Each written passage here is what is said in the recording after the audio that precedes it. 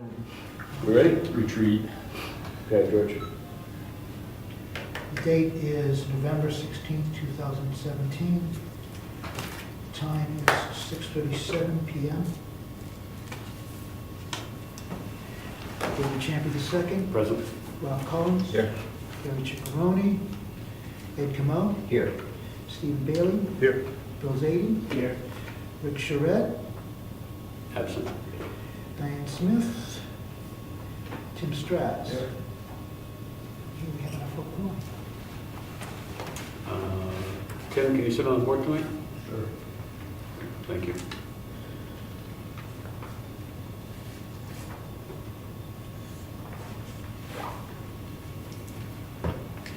Public comments? We don't have any public present. Announcement, correspondence mail. So George, it looks like we have some minutes that we need to locate. Yes, so I haven't done that yet, I just got that note just now. Per the last planning board meeting, Rob suggested that I contact the archivist to see if there are any more outstanding minutes. This is the note that I got back. Again, that's going back from before I was here. I thought I gave him all of 2008, so we may not have that in our records. So I don't know what to make of that. The only thing I can do also is see if there's a hard copy in the file cabinet. I'll check that out. Okay. Can you check that within the next week? Yes. Okay. And this is pertaining to the discussion that happened at the last meeting with the request for specific minutes? I'm assuming it is. Okay. We can talk about that some more as well. There's a copy of convene, which will be in the common area.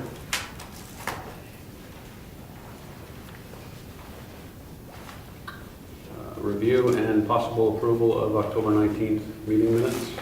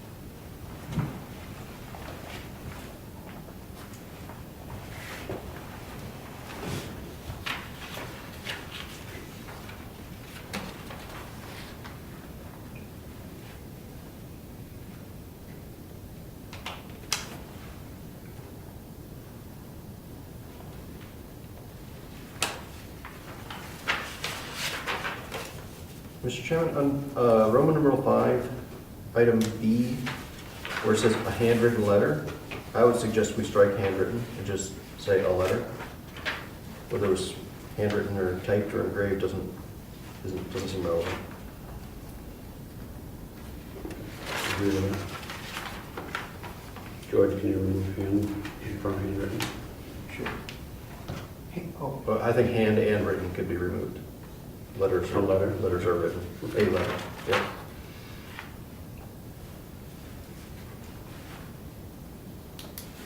Any other comments on the meeting minutes? Mr. Chairman, I move that we accept the meeting minutes from Thursday, October 19th, 2017, as amended. Do I have a second? Second for quick discussion. Can we add that letter or note to the minutes? I don't know, do we have it?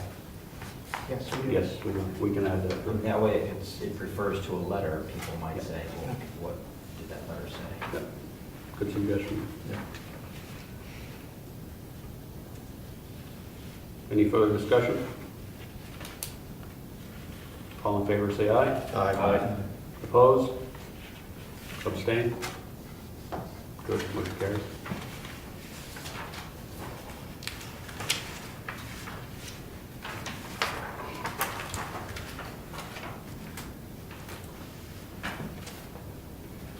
So new business, there was some discussion at the last meeting pertaining to the administrative assistant duties as defined by rules of procedure.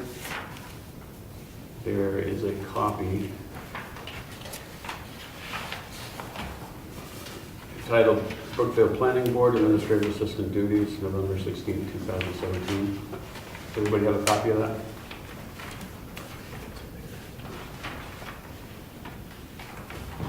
So we also have a copy of the administrative assistant duties in our books, but this is something that George has put together Oh, okay. to add to our books. It's a little bit more in depth of what the administrative assistant does. So would this be replacing or adding to what's in the book? Would add to what's in the book, a little Okay. more definition, further Okay. definition of what's completed. So it would be in this format? Yes. If we all agree that that's what we want to do, then yes.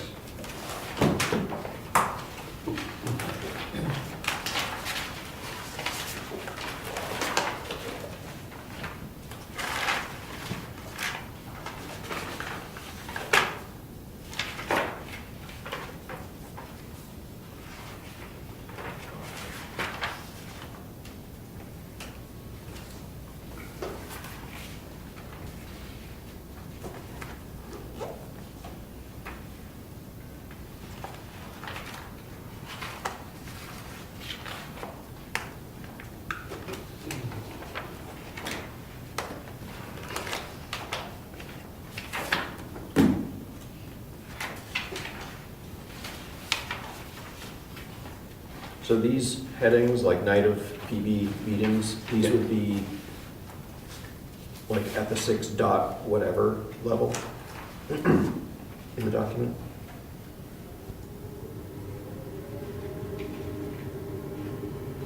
Yes. Don't have the second page. You have it there. So would it go before 6.4? Between 6.3 hearing conclusion and 6.4 miscellaneous? I think the plan was to add this into the books as a separate copy for this planning board members to have that details a little bit more of what George has for responsibilities as the administrative assistant. If you're suggesting we add it into the current wording and update the books, we can discuss that further. I think that was the intent of this, correct, George? Yes. Because we will be having a replacement soon, so it's to help understand what other things he's doing. Okay.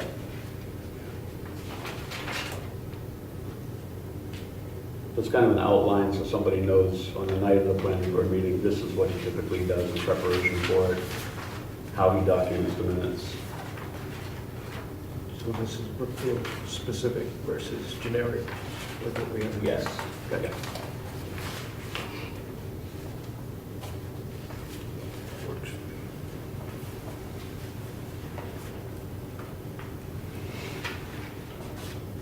It helps give someone who's coming in a better understanding of what, how, and when Mm-hmm. things need to be done.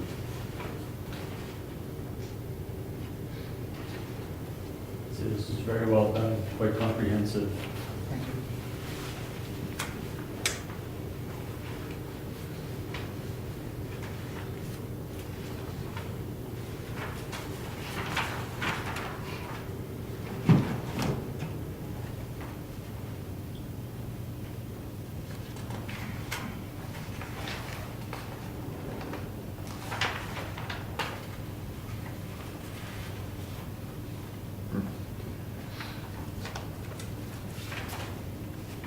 So I guess if we're adding this in for more of a reference for planning board members to understand what the replacement will be doing, I don't feel we need a motion to accept this if we're adding it into our, it's more of information reasons only.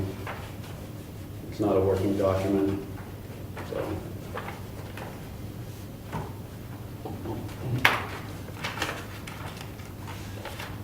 I would say it's a good foundation for the next person to be able to make a good start.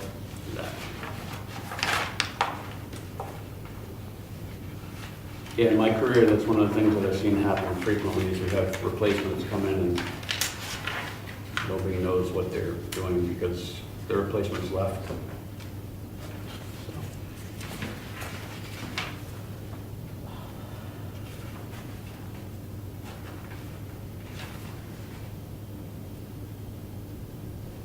You ever hear of Brookfield having an employee handbook for different departments? This could be like, and it could be the beginning of an employee handbook. Right.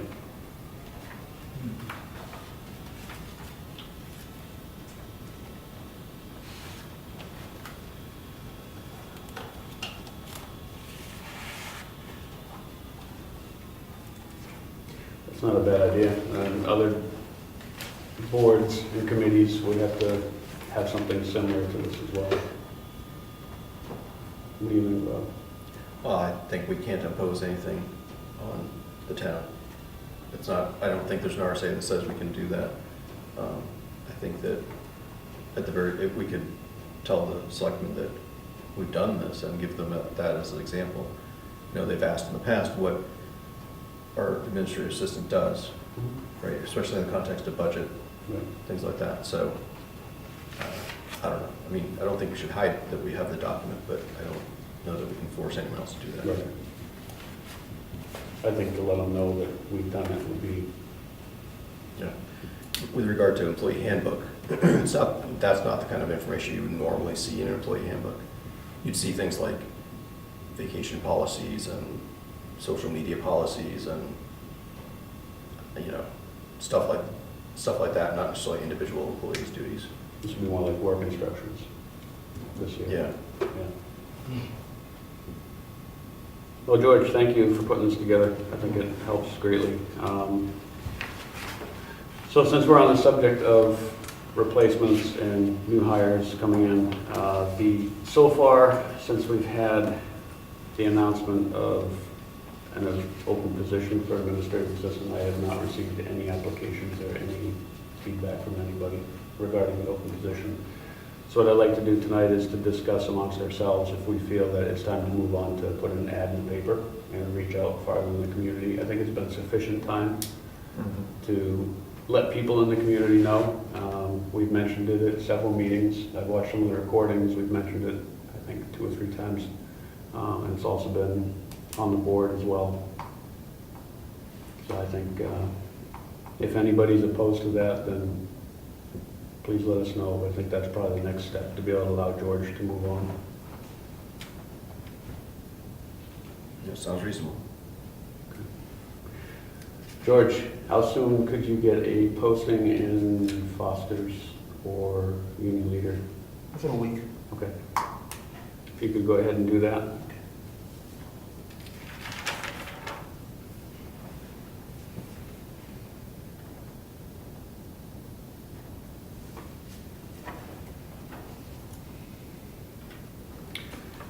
Let's see, we'll move on to next new business.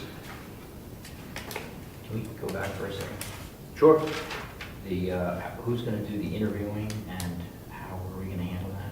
Yeah, you and I were talking about meeting with somebody. Are you still Oh, yeah. available for Let's that? make sure we have that. Yeah, that's still the plan going forward.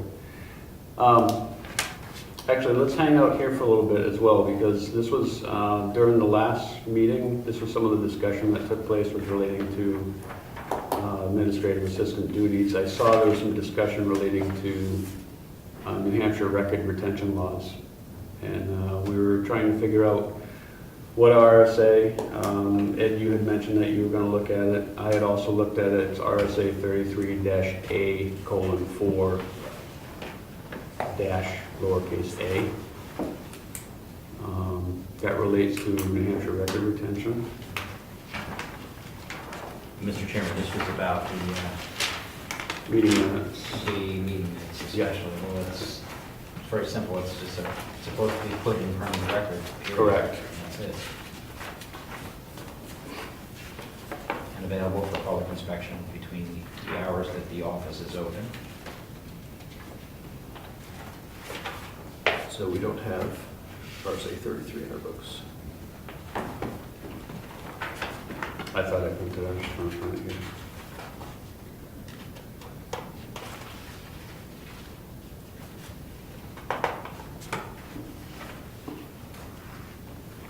So it does specifically speak to meeting minutes that needs to be retained indefinitely.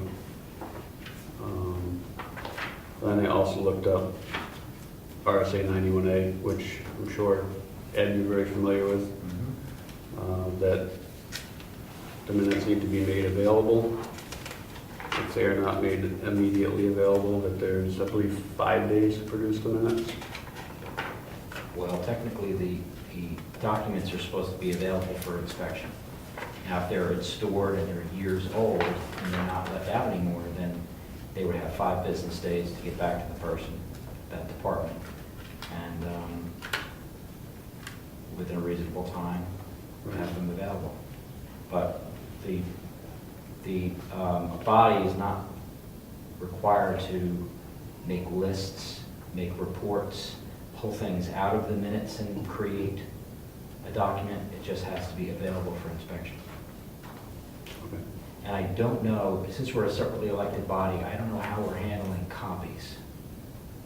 We could charge a reasonable fee for making a copy, but we can't charge for retrieval and getting the copy. So I don't know what we do for copies. I mean, we don't get that many 91A requests anyway, so. So 91A says if a photocopying machine or other device maintained for use by a body or agency is used by the body or agency to copy a public record or document requested, the person requesting the copy may be charged the actual cost of providing the copy, which cost may be collected by the body or agency.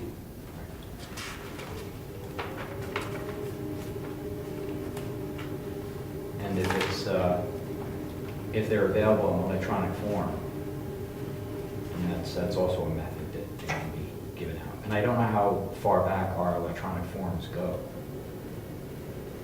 I can say for sure 2008, off the top of my head.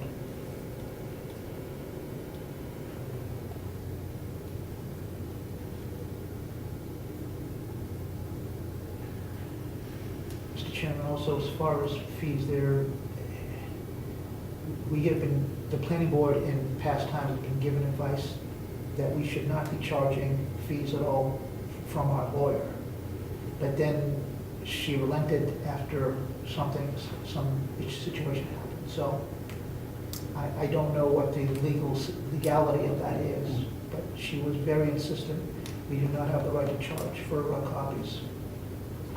I think we can only charge the actual cost of the machine and toner and paper, right? That's the only, we can't charge for somebody running the machine Right, you can't or charge anything like that. It's just whatever those actual costs are. Like my 91A request to Tufton Borough cost me, I think it was 15 cents a page. If it was electronic, they could have just sent it to me, but it wasn't, so they had to make copies, and they charged 15. Carroll County unreasonably charges $1 a page.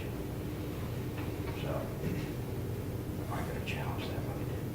And we used to charge $1 per page up until the attorneys told us to stop doing that. It's expensive paper. It's imported now from China. Do we want to have any further discussion? Looks like you guys are doing some research on the record retention. So, George, when we receive a letter or send a letter, Yes. what happens to those? So anytime, okay, so it depends on what it is. If it's a physical written letter like what we received from the archivist, I will put that in the filing cabinet under correspondence. If it's... And how long do those files stay there? I have never touched them, since they've been getting fatter and fatter. Okay, and are they by date? No, They're by who we corresponded with, or just shoved in there? just shoved in there, I'm sorry, but Okay. I don't see that in the RSA. So correspondence is 1 year. We have to retain correspondence to or from the board for 1 year. But I imagine if it's related to a application, then it's whatever the retention for that application would be. so for anything that has to do with an application, I put it in the application file. And there has been suggestions in the past, a number of years, not from the planning board, but from somebody outside the planning board, that I take all of our files and submit them to the archivist. But so far, I haven't had a need to do that. And they're in a separate file, they're in a locked cabinet, that's the Manila cabinet over there. And one of the reasons I haven't done that was because there's been times when I personally was questioned about some information that was not available through the assessor clerk. And so that way I could provide that information without them having to wait for the archivist to get back to them. So, but that's in a separate file, that's the way I usually do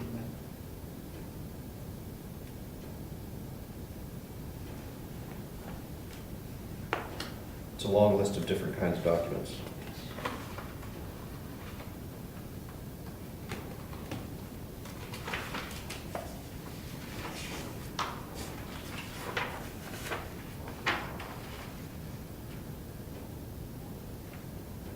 So George, your tape recordings, Yes. what are you doing with those? So the planning board made a decision a number of years ago to remove them, I think it was, remove them after 7 days after the recording. So there is, and that's what we've been doing. Okay. This says, as soon as minutes are approved, either reuse the tape or dispose of the tape. So I guess you have to keep them until we vote to approve the minutes, you have to keep it. And Okay. then you're supposed to So not keep it, I So guess. I'll do that right now, from now on.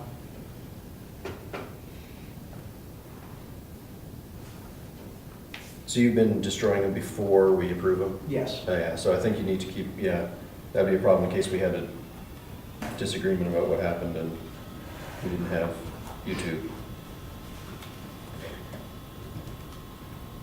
Oversight too. Well, my stuff is stored in the, in some bunker somewhere, I can't tell where it is.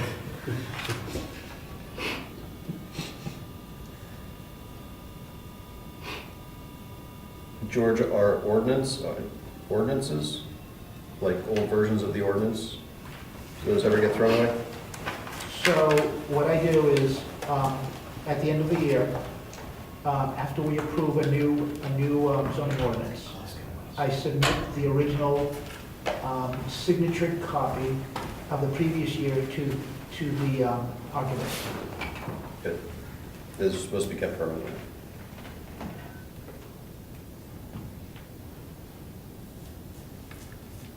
Personnel files, retirement or termination plus 50 years.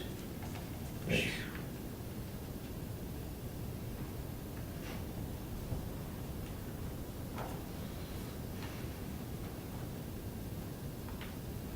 Mr. Chairman, I asked George a question. Go for it. If I was to go into our office, how long do you think it would take to kind of go through everything and recategorize it, and find everything and redo it? Like, how long do you think that would take? You're gonna ask George to do that. So- You try to get out of here. So it, Well, I'm saying one of us maybe should do it. yeah, so in each one of the filing cabinets, you know, where we just retain basic records, like correspondence, minutes that are draft up until they're approved, there's a separate individual file that's marked for that. So, as far as finding the basic group of files that you're looking for, the basic topic, it's listed there, and it's listed in alphabetical order in general.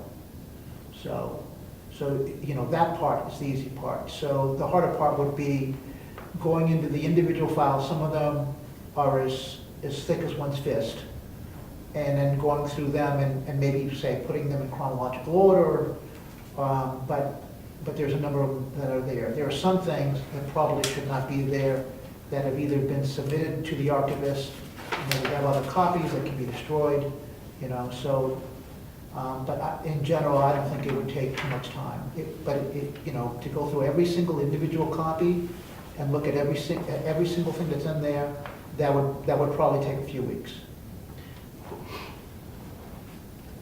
Yeah, I was thinking about, scanning stuff in, how much time that would take to basically start to scan everything, so we don't have to go through paper. Like, put everything, archive it, but then actually have the electronic copy available, so we can make copies and, You can access it quicker. yeah. But I, We do have a scanner, and Steve and Patrick Quinn had donated it to the town a few years ago, and it's an excellent scanner. When you put in multiple copies in there, it will scan both pages, both sides at the same time. and it does it nice and clean. But but then again, it is a PDF, afterwards, of course. Okay. So it does say that electronic copies can certainly be maintained, but they are not official records. So we still have to obviously keep the hard copies. Well, I always think of fire too. I always think, if we got paper and there's a fire, it's gone. So if after we approve something, it goes right into the vault, it's safe from fire and theft, and then we can always access the electronic copy somewhere. And I don't know if Brookfield backs up their information either, so no idea.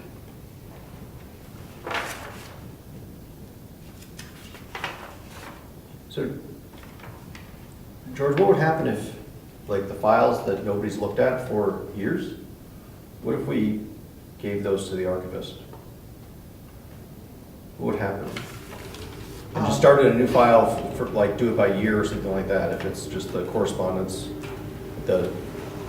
something that needs to be kept folder, and do that by year or something like that, and at the end of the year hand it off or something, or? Yeah, so it wouldn't be anything to, to add it to the administrative assistant's duties, because that's, formally, that's what I was doing for the minutes anyways, for the minute. Well, I'm talking about that cabinet that's in there that nobody knows what's in there. Yeah, Can we just give that to Craig? all get it just the way it is.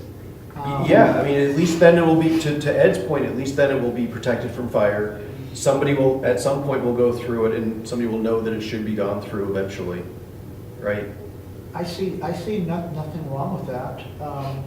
The only thing is I don't know, I'm pretty sure that Craig is very organized as far as how he, wants it. But in general, it's organized by topic, so that may be good enough. But from a standpoint of archiving them, I think that would be a good move.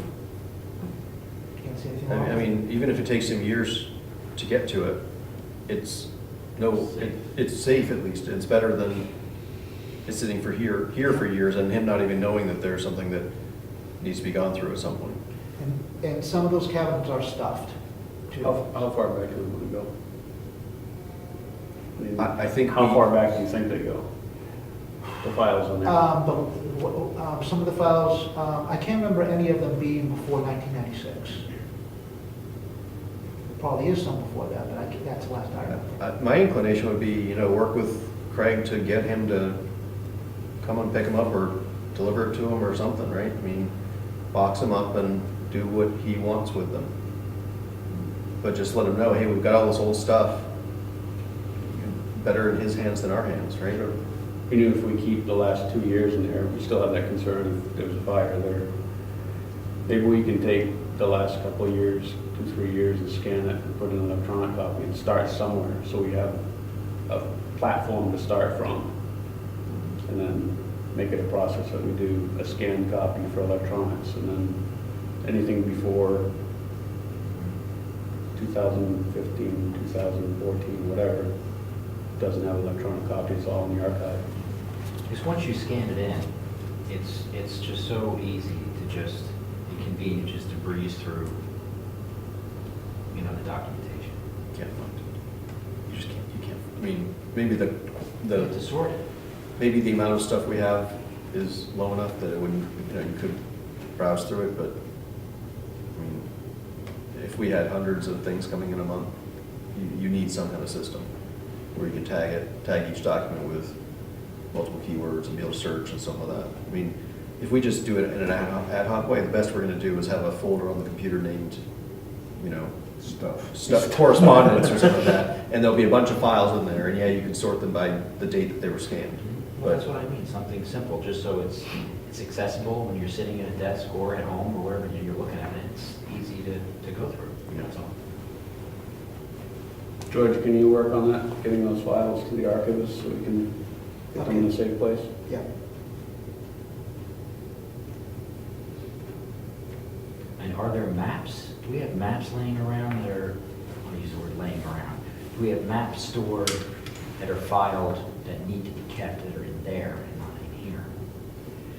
So some of the, virtually every application we receive, there's a map that's with it. And I keep them with that particular application file. And that would go toward what someone had suggested, that those should go to the archivist also, the whole applications. And you know, we do have, I don't know how far they go back, but they probably go back to the 1990s also, at least what we have in those cabinets. Those cabinets are supposed to be fireproof, those particular locker ones. But I mean, I'm sure they're not as nearly as secure as the vault is. Yeah, I would suggest that we, once the appeal period for an application is passed, we should just hand those off to the archivist at the next opportunity. Just my thought. So we want to add it to the administrative assistant's duties. We can do that. Sure. So I can add it to that document. Right. And I'll have I'll add a separate sheet to it is what I'll do. Yeah. Again, it's documented that that's our process to do that. Can I ask, Rob, Mr. Chairman, when you said about the application being approved, do you mean from the moment that it's approved, it should be handed over to the archivist? Well, I think what I said was the appeal, once the appeal period is over, Okay. right? So somebody whoever doesn't like the answer, whether we said yes or no, somebody's gonna not like it, right? And they've got some period of time, I don't know what it is, 30 days or something, to appeal to the ZBA or go to court or something. I mean, we probably want to keep them, I mean, not that it's hard to get back from the archivist, but, and it might not be a bad idea to keep at least a list of what you've given to the archivist. So if somebody's like, oh, what happened to the Jones application? And the administrative assistant will at least have on a list, Jones' application went to the archivist on this date, right? And so it won't be like, oh, it's missing, Right. okay, it's not missing, it's at the archivist has it, right? And maybe that just goes in the cabinet with wherever those gets filed, or something. Yeah, good suggestion.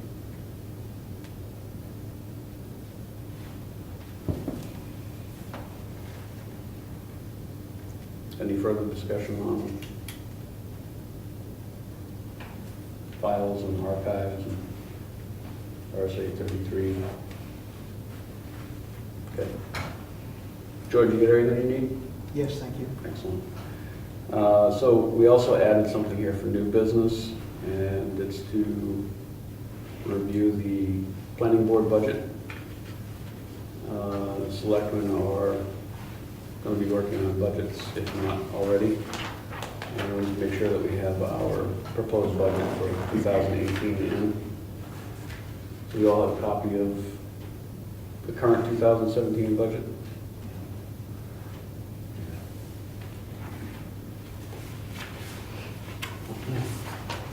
Do we know how much we spent? At this time, so as of September 30th, we have a balance of roughly $5,300 remaining. So we spent just a little over $3,000. So we're well under budget.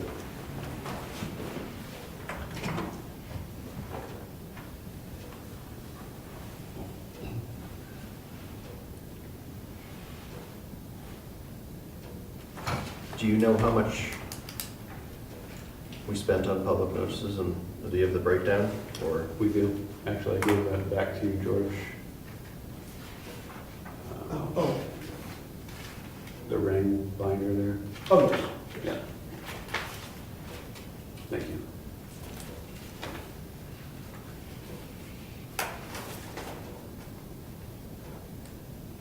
So the public notice, we spent $208.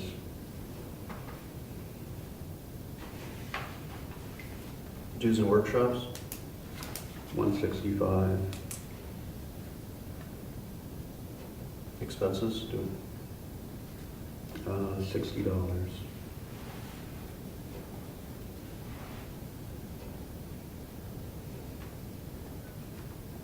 And you have the salary line there as well? 2569.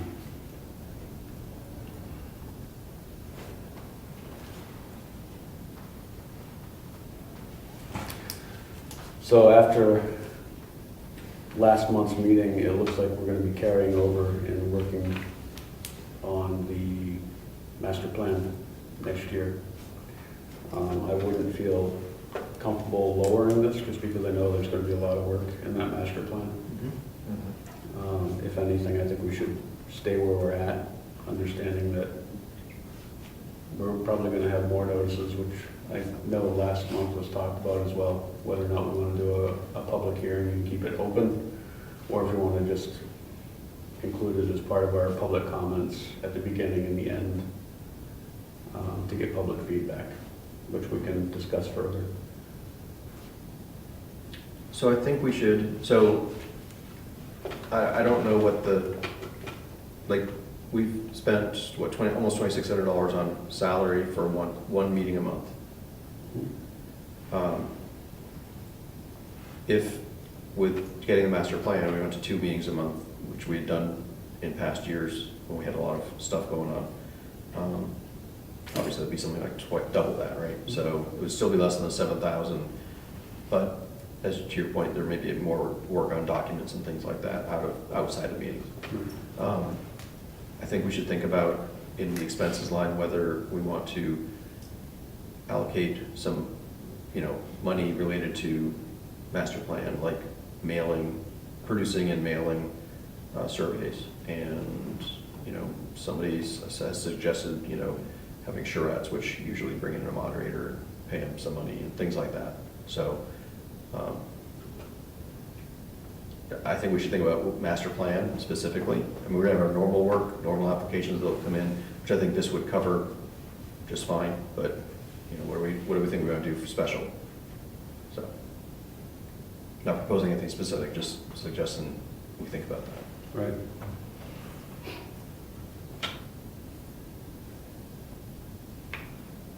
So that was my reasoning behind saying if we left it as we proposed for 2017, we obviously still have some left. We'll have some left at the end of the year. We don't get to keep it. I know. I'm saying that if we keep the budget the same going into 2018 with the anticipation that, we're going to be putting more time in because of the master plan, more expense, that I feel confident with what we have left here. If we have the same budget for next year, that we should be closer to using the full budget for next year. Does anyone have an idea of how much it costs to produce and mail, a several-page survey? No idea. Well, we know how much it costs to have the Churchill Schoolhouse survey out. That would be something similar. Does it get mailed out, or is that just handed out? I believe that mailed.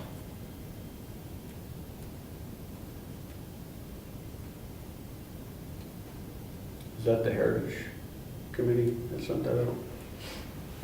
Or the selectmen? He was the selectmen meeting, so.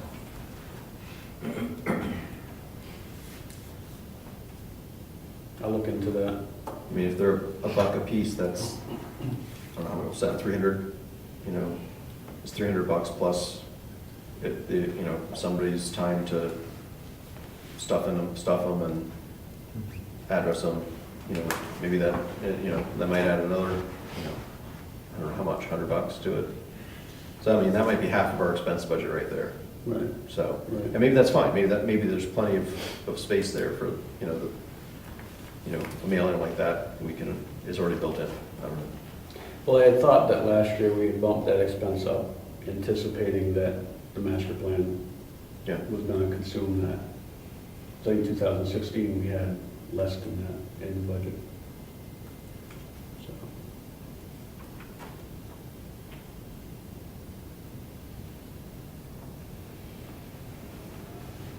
Do we have any further discussion or anyone that's opposed to keeping the same budget that we have for 2017 going into 2018? Used less than a third of it this year so far, so. Right. I definitely don't see a need to bump it up, at least in my eyes. I don't feel we need to. I think we have a surplus at this point, so. We have nothing coming down the pike that we know of. No big subdivisions, no nothing like that, right? No. I personally would like, at some point in my life, to see budgets go down rather than up. I mean, the same is better than up, but if we could bring it down, I mean, I think that'd be awesome, but I'm not really sure where. Right. I understand what we want to be able to do a lot of work. I don't know. What's the? I'd like to see, like, the salary line brought down maybe $2,000. I think that would allow us to do almost twice as much administrative assistant hours as we did this year. Well, you have to remember that George also didn't put a lot of hours in this year because some personal conflicts that he's had. And the work still got done, right? So, What was the history? What has been the past 5 years of expenses? Go ahead, answer. So when I first started here, our budget was actually $15,000. And it has been reduced drastically. At one time, one of the selectmen had attended one of our meetings and had suggested at that time, do not reduce it anymore. And we did reduce it after that fact, even though he suggested it not be reduced anymore. So it has been reduced. There's no question. I definitely put in more hours at the time. Honestly, one of the things I think you need to consider as a planning board is you're going to need the money to attract a person to be able to do the job, who wants to do the job. They're going to look at, how much you're going to pay. Well, if we cut our meeting times in half, doesn't that save money? should we just talk faster? The average meeting, I mean, sometimes our meetings go, We always make gains on efficiency.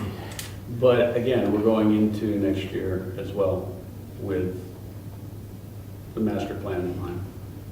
And there will be additional time needed for an individual to consolidate the meeting minutes, attend to the tasks that we provide for them to follow up on.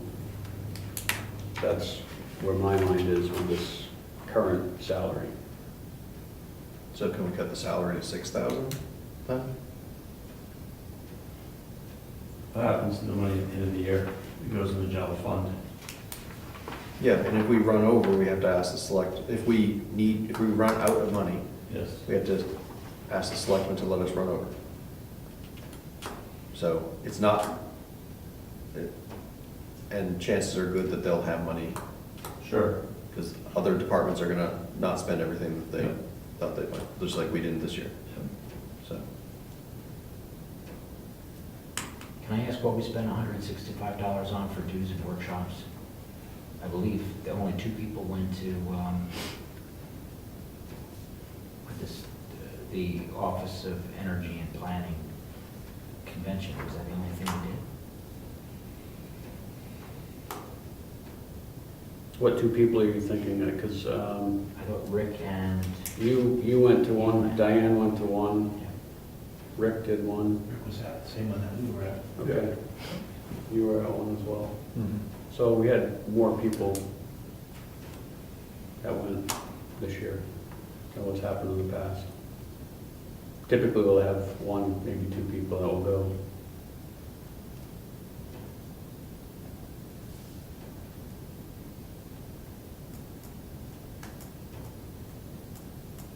So my honest opinion, Rob, is I don't feel comfortable lowering that, just knowing what we're going into for next year. Because one of the discussions last month was discussing possibly doing 2 meetings a month. Take care of so if we're doing 2 meetings a month, like you said, George is at the 2570 for this year. And if we did 2 meetings a month, that's doubling it. I get that. But there's going to be other tasks on top of that that we're going to be asking for. We got $500. I was gonna say, can we just get it down to 8,000?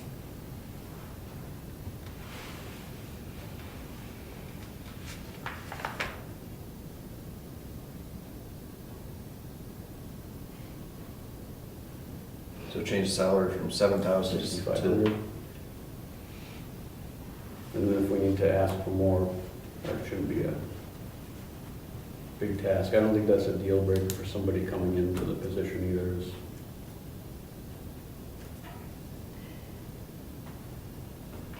The reason why I mentioned the idea about having one public hearing notice and then continue it, if we didn't do it that way, and we had several hearings and actually stopped the meeting and started back up again, we'd have to do another You'd have hearing to post notice. it each time. That's why I was thinking, if this is, I don't know how long it's gonna take us to do the master plan, and in the selectmen's meeting, I'm trying to get people to come to the meeting, because we're gonna start doing it every single meeting, so that's why I was saying start, so we don't have to Yeah. keep expending that money.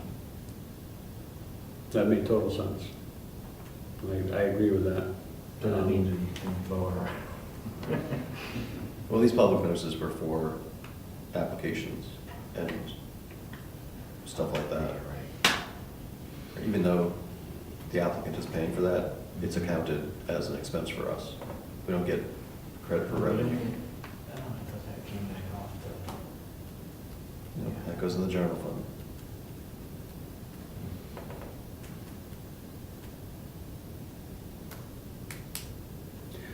So do we want to make a motion to do that, to lower the salary from 7,000 to 6,500? I'll make a motion if you want one. Go for it. Mr. Chairman, I move that we set the budget for the planning board for 2018 with the salary line, which is 4191.1 at $6,500. Expenses, which is 4191.2 at $750. Planning and development, which is 4191.3 at $1. Public notices, which is 4191.4 at $400. And dues and workshops, 4191.5 at $150, for, I believe, a total of $7,751. Did I do the math right?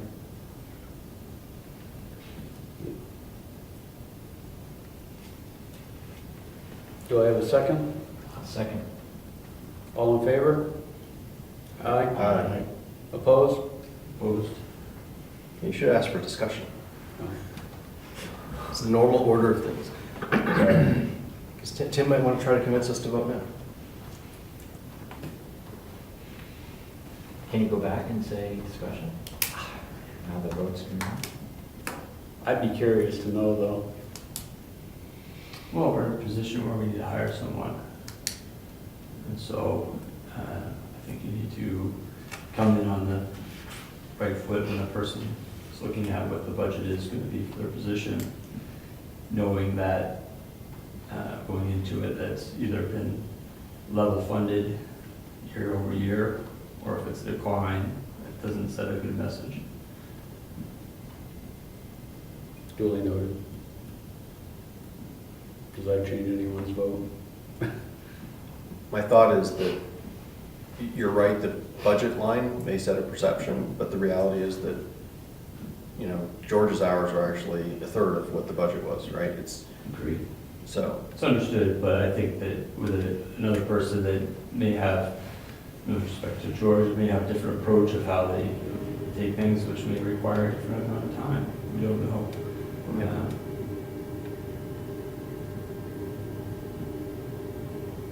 we'll be aware of that during the next hire thing.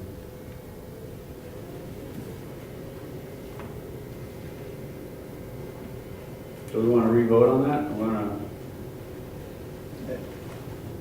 Think, to, if you feel like the procedure wasn't proper, I would say go ahead and ask for the vote again, right? let's ask for the vote again. Sorry, didn't ask for discussion. It's fine. So the motion is, 7751. 7751 for total budget, reducing the salary 4191.1 from 7,000 to 6,500. That's the only change from the 2017 budget. All in favor? Aye. Aye. Opposed? Opposed. Motion carries. Thank you for your input, Ken. I think it's something that we need to be cognizant of, though. I think, to your point, the applicant shouldn't assume that because there's a budgeted amount that that's how much they're going to be paid, regardless of anything, right? And it's not, they're not trying to do work until that runs out. Right? That's not how we run this. Right. But it also shouldn't be perceived as a cap. Sure. I mean, if we're doing a lot of work and the selectmen agree we ought to be doing all that work, they will find us more money. Yeah, absolutely.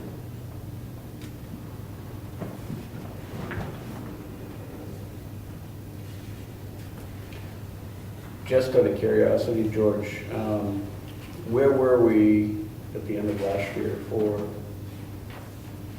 salary in 2016? So I did not use all of that last year. There was some left over, maybe, I think it was $1,500. Did you want me to talk a little bit about that? Please do. All right. So I'm very reluctant to talk about this publicly, okay, but I'm going to do this in the best way I can do it. I felt like it has nothing to do with the planning board, but there were outside forces who were making my job harder than it needed to be, and as a result, I made a decision to spend as little time in the office as possible. And I've talked to you a little bit about that. As far as what you said before, Rob, there are things that I am not happy with as far as my performance. And it was because of the time constraints that were put on me. And again, it has nothing to do with the planning board whatsoever at all. So I'm absolutely convinced that when a new person comes in, along with them trying to resettle, they're going to find things that I did not do right.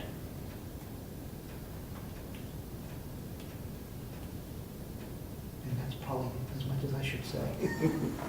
Being that most of it should have been in a non-public, but that's up to them. Well, there was some discussion of earlier record keeping and going through the files and that stuff that the administrative assistant would be able to do as well. So we'll see how it goes. We get a good person here, see what happens. It's not etched in stone. If we decide that we need to ask for more, then we can do that.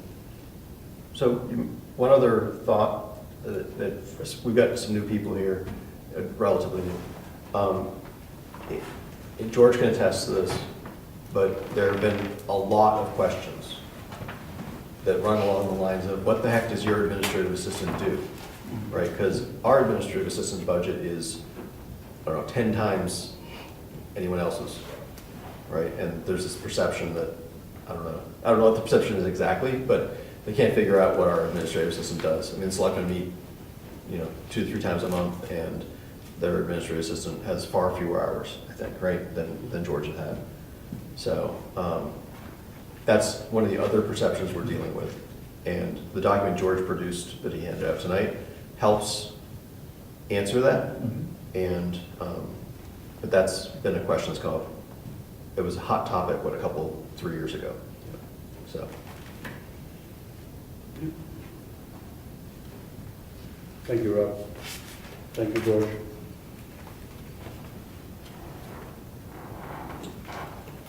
So, old business.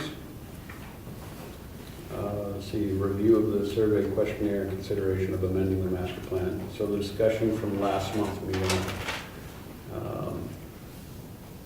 is basically the bottom line. We haven't really spent a lot of time on the master plan this year. I came up with some survey questions back in August. We had a meeting on August 17th. We reviewed the questionnaire. I edited the questionnaire and sent out copies at like the 18th. Actually, my notes say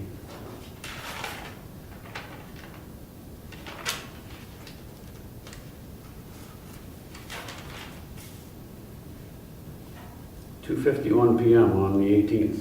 I sent the updated copy of the questionnaire. The only thing that I did not do on that, which still needs to be addressed, was regarding the renewable energy. I didn't add that to the questionnaire. And that was something that we had talked about having added, as well as something relating to radio towers and cellular towers. So that has not been done. I've had to do some traveling recently for work too, so that's consumed some time. So to Rob's point last month, obviously it's not going to get done this year. We have the holiday this month. This is November's meeting. We have December, and then we're into 2018. So I think a good effort would be, I will continue to work on that questionnaire. I can send out copies electronically of what I've updated. And January, I think we need to put our nose to the grindstone and seriously consider getting into this. And however we do it, if we do a public hearing, open the public hearing and keep it open and not close it. Or if we do what Rob had suggested, just include it on the public comments at the beginning and at the end of our meeting. It's whatever we decide will work. Did we create a working document that was the survey questions that we have somewhere? I don't remember if we did that, that's why I'm bringing it up. I don't know, I don't have an answer to that. It would be in the minutes if it's there, and the questions that were submitted are in the back of those minutes. I just don't remember if it was in August or what month it was, but it'll be in that book over there. August 17th. Would you like me to check that out, Mr. Chairman? That would be good. Because we were working on the old survey. On the And that's what 17th we of were August. Yeah. Yeah, and for some reason, I thought we had made a motion about making it a working document.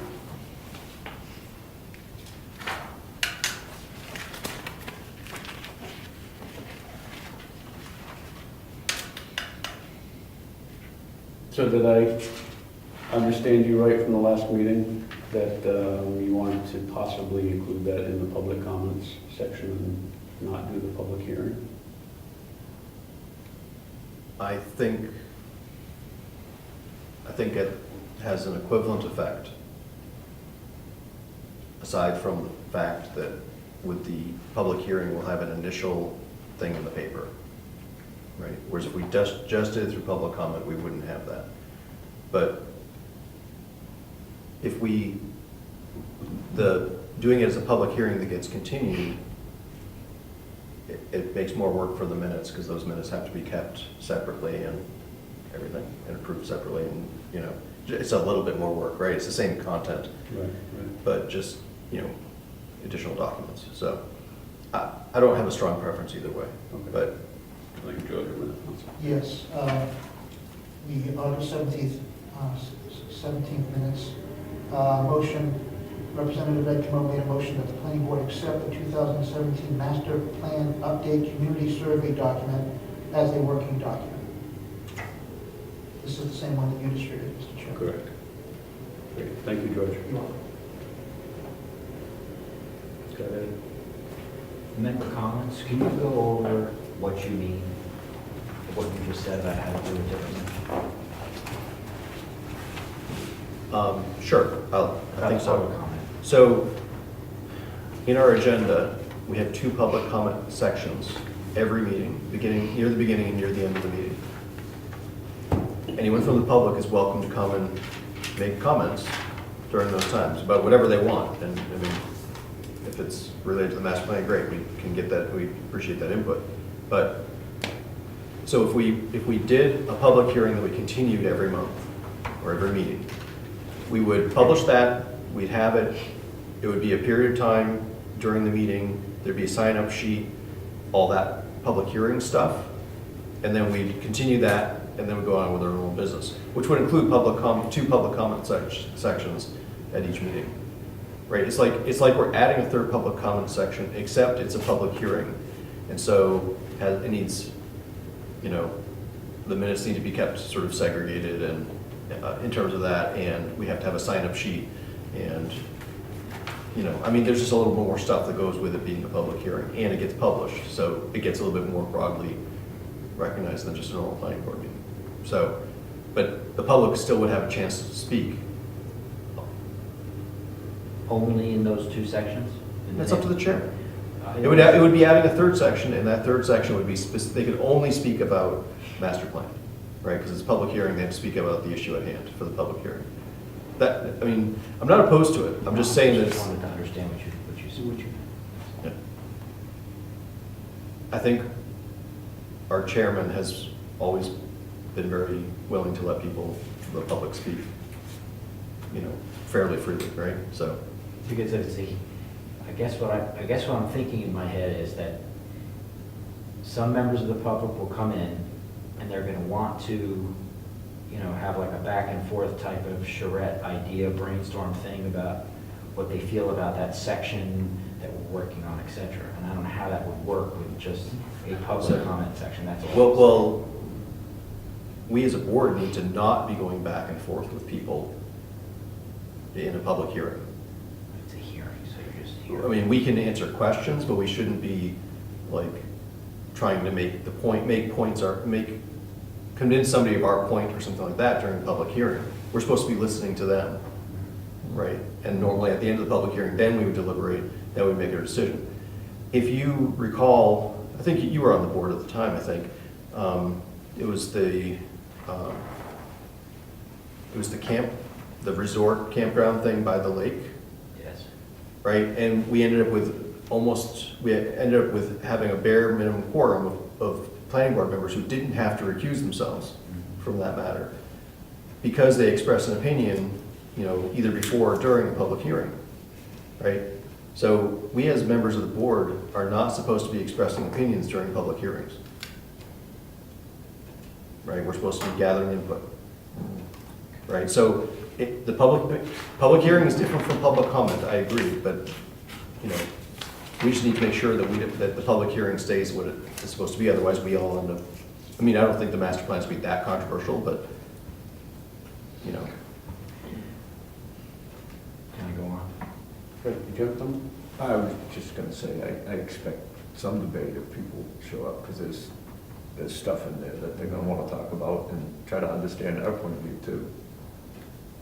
Right, which we, We can't Which give we our- wouldn't be able to do in a Right. public hearing format, correct? Is that what you're saying? I think you run the risk of, Yeah. I mean, now, so the master plan is a little bit different than an application or something, you know, something Mhm. like that. Yep. Where we have to vote, so it's administrative, not judicial kind of approach that we're taking, right? Mhm. So it's slightly different. So I mean, I'm not a lawyer, so I don't know everything about this, but I do know that, you know, we just have to be careful of how we handle ourselves in a public hearing. Yes. Anyway, that's just my 2 cents. I think in this case, it's probably fine. I don't think that there's going to be a lawsuit about the master plan, because I don't think that anyone could ever show the courts that they were injured by the master plan being a certain way. Right, the courts won't, you don't have standing if you weren't hurt. Well, it has that really strong word, master, in it, so it's threatening to some people. Question. So, under a public comment type scenario, the flow would be a little bit more open than it would be in a public meeting type scenario? Is that kind of It's, I don't know, what I'm trying to understand? That's all. it's up to the chairman.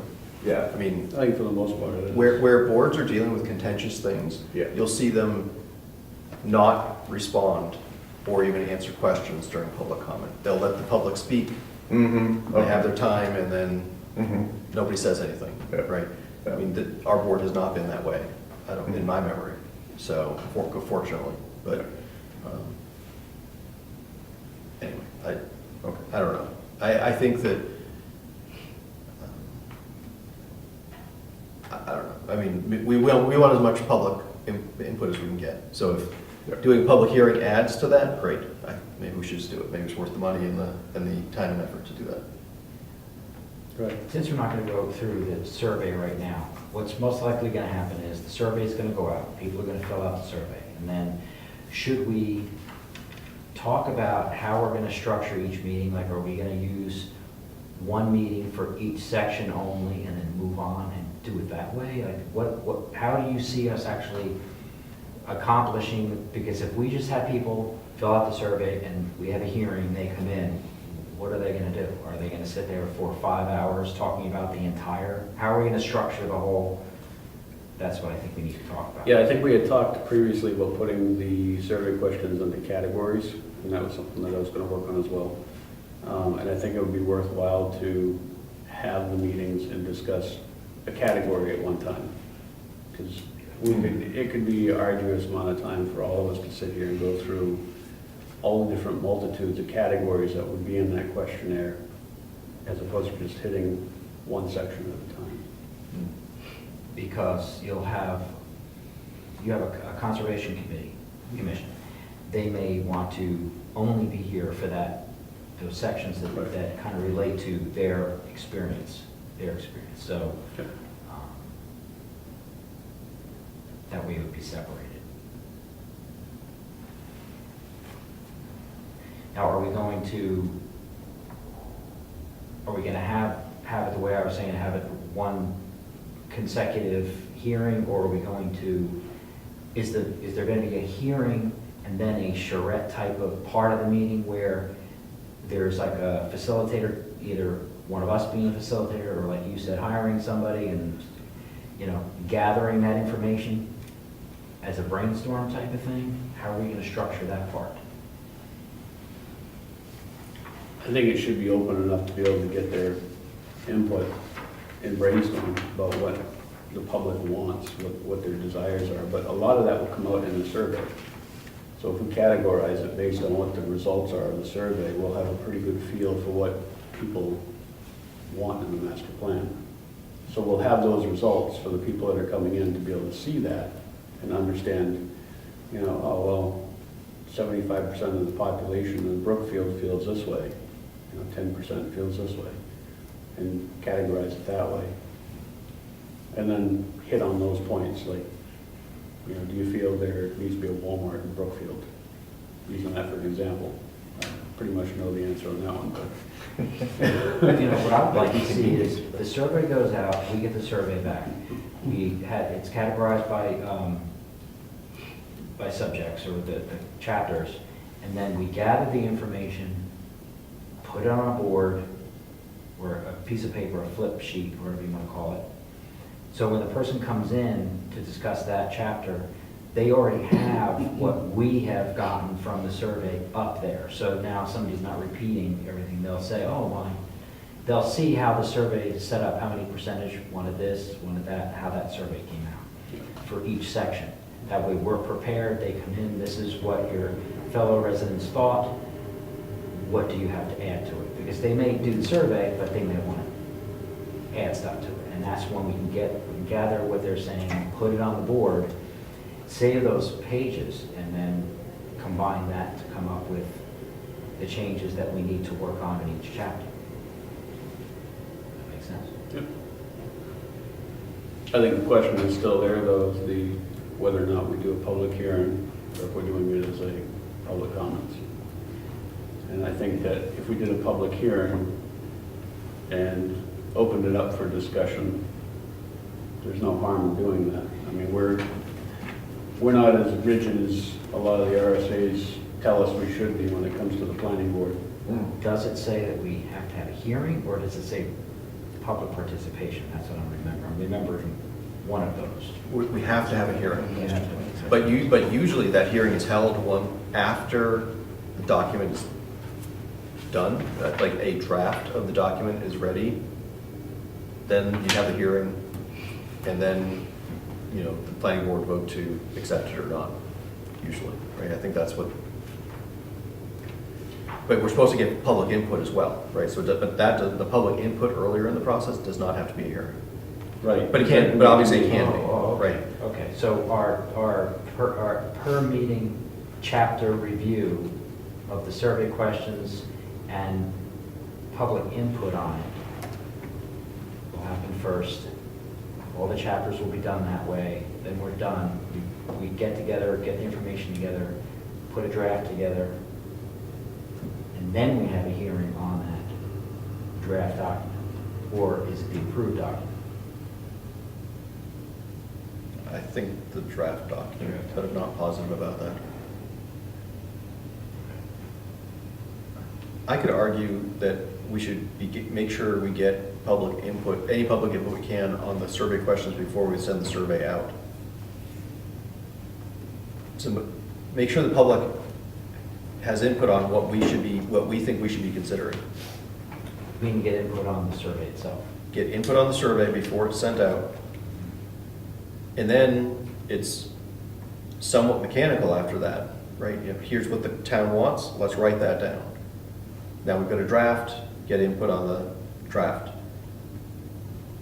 I mean, that's one way we could deal with it. That way, because if we ask a set of survey questions and we have people come in and give us feedback, they'd be like, oh, what about X, Y, and Z? You guys didn't ask a question about that. And we're like, oh crap, let's ask a second survey, or what are we gonna do? That's the discussion, though. That's the important part of this process, I think, is that we get the survey out with questions that spur discussion and thought to create these opportunities to have these public discussions and have people come to this meeting and comment. I think we need to put together our best effort on the survey of questions, get it out there, and hope that does spawn a conversation and populate this room on a monthly basis. And then we'll get a much more quality document in the end. We gotta get going, we need to get something out there. I think, in my mind, I think about election day as like a prime time to set up a kiosk and try to have surveys there and talk to people and get people involved and get them filling out the survey at that point. And then maybe they'll exist here at Town Hall and just try to spread some word of mouth, and then just say, the month after Election Day, we're going to have a discussion. Public's welcome. Let's review the results of our survey over this 1 month period, and then just get the ball rolling there. This is my 2 cents on that. Yeah, I think if we try to get the public's input on what should be on the survey, that's going to be... I mean, that's part of the reason why you have a survey, though. Right, because you want to get their feedback and spark interest. Nobody who writes a survey thinks they have all the answers, or else they'd never send a survey out. They're looking for those outliers or to find out whether their thought process is right or wrong. But we won't ever ask a question that we haven't thought of. Right? I don't think. You can't have all the questions or the Oh, answers, I understand, but I mean, we have our own preconceived notions Absolutely. about planning, and, We need somebody to come here and tell us that there's a different thought too. That they may disagree with what they've read and what they've seen. We need to allow that opportunity.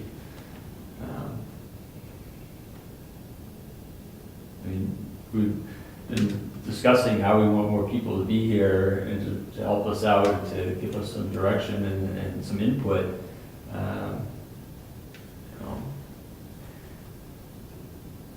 I agree, they're not here. We've been unsuccessful in getting them here. It's tough. It is, so. um, You know, one of the most uncomfortable things when you go to vote sometimes is you see these line of people, other towns I've lived in, lined up with their different special interests, whether they're trying to get you to sign up for a petition to get something onto, you know, a ballot down the road or whatnot, but it's almost, you know, this is an effort where we need to be in front of the people requesting their input, and I think everybody would want to be involved in something that positively would help the town, so. Yeah, and I also look at what we're doing as, we're not writing a new master plan, we're revising and Right. trying to get a feel for if the people still want what we voted in 10 years ago, 12 years ago now? Right. Longer than that. So anyways, go ahead, Rob. I think the idea of having the survey out and available by election day is, I think, critical.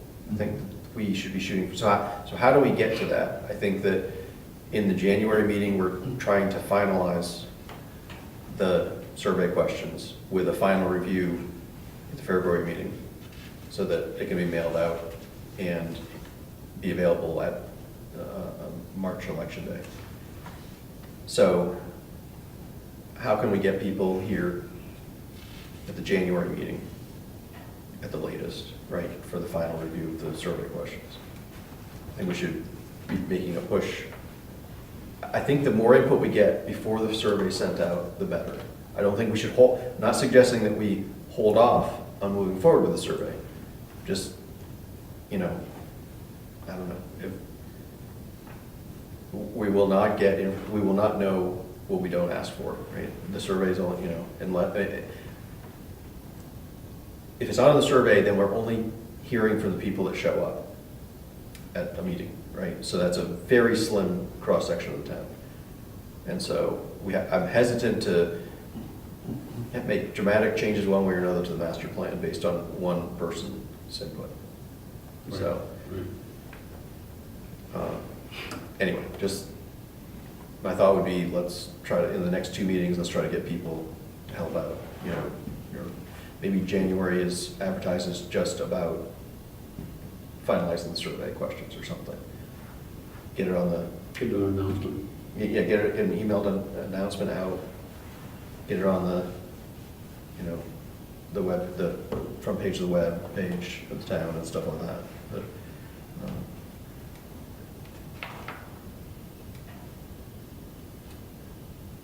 I don't think it'd be a bad idea to have at least, you know, us review it, get the bulk of the questions done on the survey, and then at least invite the public on in January, give them a copy of the survey and say, this is what we're sending out.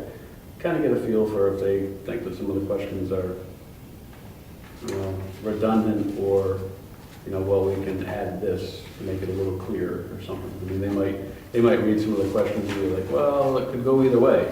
You're not hitting the point. Maybe it'd be good to do that, so, yeah, I would agree with that. So we'll shoot for that.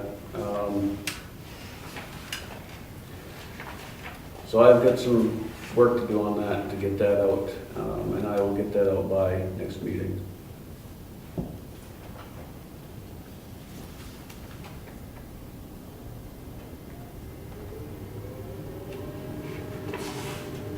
So the survey is a working document. That means if you send it to us between meetings,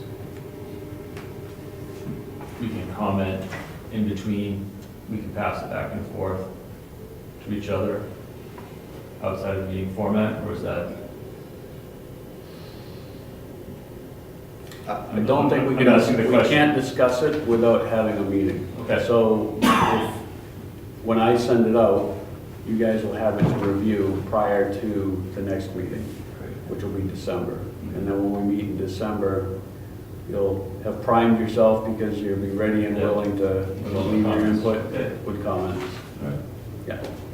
I think that if you had comments on it, that you were itching to send out, only send them back to the chairman. Okay, Right, don't start we don't want a discussion going on email.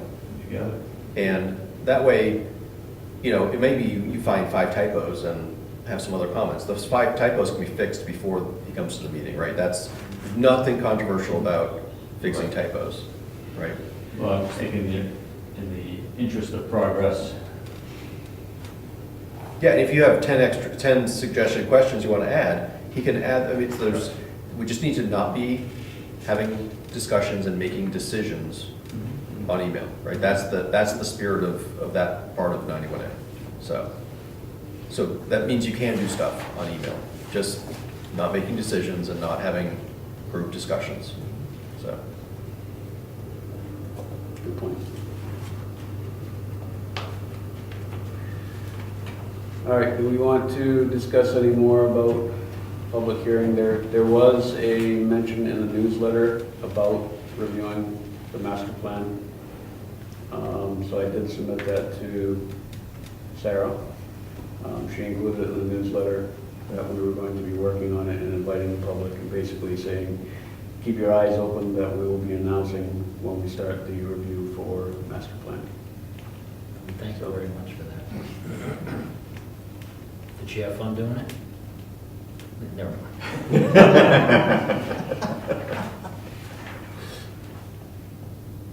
All right, so we will move on to reviewing changes of the RSA. So Ed put together some wonderful paperwork for us that shows the changes related to the RSAs. So Ed, I want to let you lead this one on some of the things. We're not going to review all of these. There are a lot, but there are some bullet points and some interesting ones that I think will I retain. think tonight, we'll just do one. All right. And I'm choosing the one that's, it's Senate Bill 345. It's page number 1. Well, find Senate Bill 345. It's relative to the definition of agritourism. I thought we would like that one. Page numbers are at the top. What's your page number? There it is. Yep.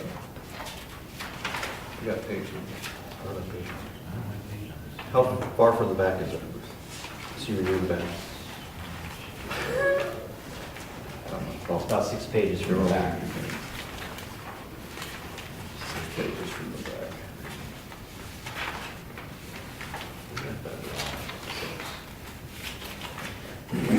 And that's Senate Bill 345. 345, yeah. Okay, this is an act, did everybody find it? Yeah. You got it? Ken, you got it? I got more. It's the 6th page from the back. Thank you. Bill, you all set? Yeah. All right. I got it. I was almost there. And if you remember, about 2 years ago, there was a tree farm company that was also holding weddings at his farm. And there was a zoning issue, a lot of complaints, went to the Supreme Court, all this stuff happened because the definition of agritourism, it basically said that it was, that what he was doing was ancillary to agritourism, so it was okay, but the Supreme Court said you need to fix the actual statute so it reads correctly so you won't keep having the same problem over and over again. So here comes Senate Bill 345, and it's an act relative to the definition of agritourism. The bill defines agritourism and permits agritourism activities on any property where the primary use is agricultural.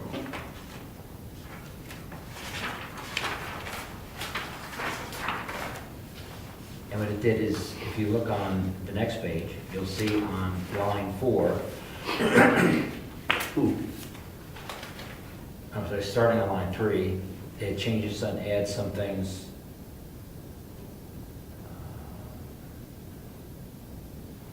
Of any products from the farm, let me read the whole thing. the marketing or selling, definitions, agritourism, can I borrow those glasses? No, I'm not gonna be able to read.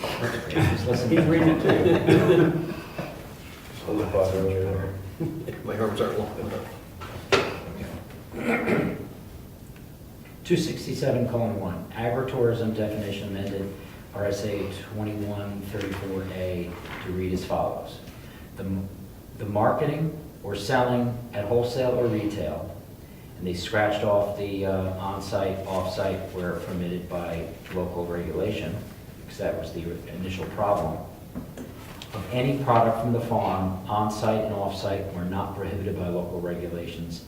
Marketing includes agritourism, which means attracting visitors to a farm to attend events and activities that are necessary, that are accessory uses to the primary farm operation, including but not limited to eating a meal, making overnight stays, enjoyment of the farm environment, education about the farm operation, or active involvement in the activity of the farm. So those lines were all added to better define what agritourism is. The reason why I wanted to talk about this one is because, you know, you do have some people that have a farm and they're having events at their farm, and this all falls into that, so there won't be any problems with them having, you know, an eating establishment and overnight stays and stuff like that. If you look at line number 16, it also adds the agritourism as defined in RSA 2134A is undertaken by farmers to contribute to both the economic viability and the long-term sustainability of the primary agricultural activity of New Hampshire farms. Agricultural activities and agritourism shall not be unreasonably limited by use of municipal planning and zoning powers or by the unreasonable interpretation of such powers. So it certainly, so far, straightens out the definition of agritourism to allow the very things that people try to question on local zoning boards. Line number 23. I'll just read the whole thing. For purposes of paragraph 3A, 3B, 3C, and 3E, unreasonable interpretation includes the failure of local land use authorities to recognize that agriculture and agritourism as defined in 2134A. So it adds that, and agritourism as defined in RSA 2134A. Now what I wanted to talk about more is how do we know how this is going to affect how our existing zoning is compared, if you compare this to the agritourism part in our zoning ordinance. It does need to be changed or better defined. So we don't fall into the category that we're being unreasonable. Go ahead, Rob. So we had read 2134A as it was written, where the language was that agritourism was allowed if it was permitted by local regulations. We actually read the statute the way it was written previously, and we the people of the town decided we wanted to explicitly allow agritourism, right? And so we explicitly put it in our zoning. It's on page 3 of 55, right at the top. This is Article 2, Section A, Residential Agricultural Zone. C, farms, farming, agriculture, farmers markets, farm stands, agritourism, and garden activities are permitted. And it goes on to say you can't have more than 12 brood sows, but that's the only prohibition. So we had already, and we added that, I don't know, 2, 3, 4 years ago. So I think that this doesn't affect, the change that was made doesn't affect us because we've already allowed it. I think that that court case, that was at Henniker, right? Henniker their zoning was silent on agritourism, so it wasn't permitted. And that's where the guy got into trouble, is that the language of 2134A said it had to be permitted by local regulations. So he had to somehow, that he was put in the tough position of having to make a case that despite the fact that it wasn't mentioned in their zoning, that it was permitted, which I think he lost, right? So, Okay, so you feel that we're good? We're good the way that's my reading of it, is assuming that I think people decided they wanted agritourism, so it explicitly is allowed. I don't think this makes it easier for it to be allowed, right? It's permitted unless it's prohibited, according to the state, so. And the first few pages, I'll just go over just a few of them. Most of them are just 91A changes.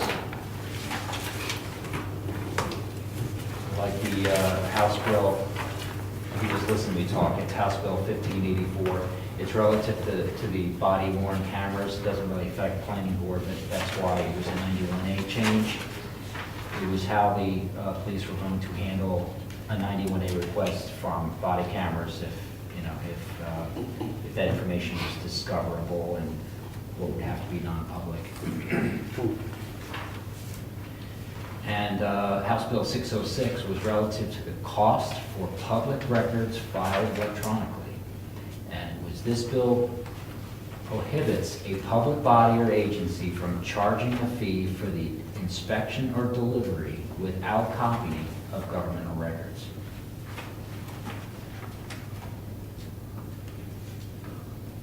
And it created a new subparagraph, right to know law, non-public sessions.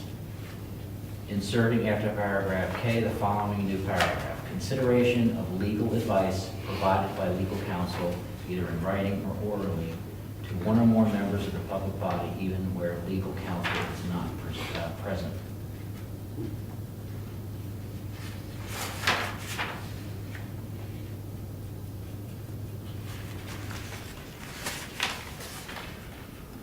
So, I'm sorry, Ed, so this is HB 285?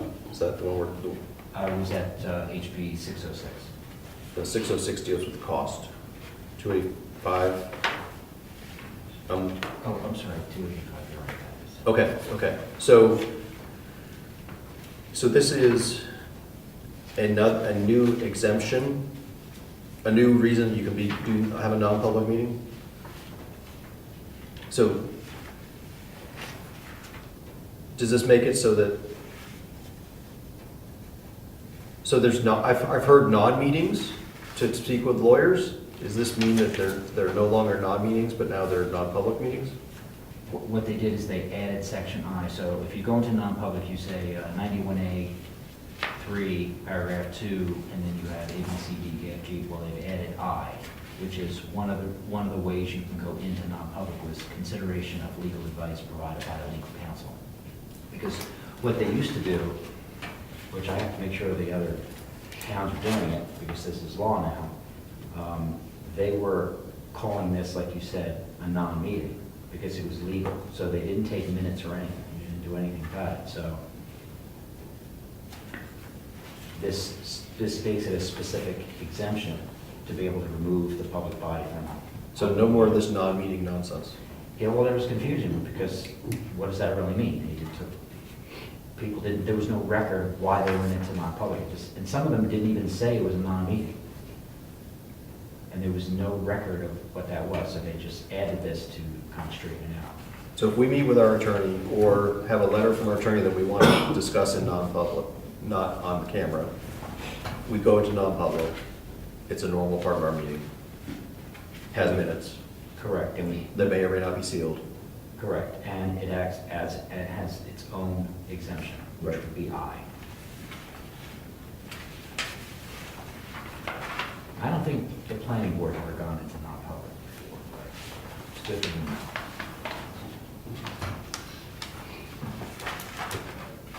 So this sheet that's under the glass probably should be updated. Yes, it should.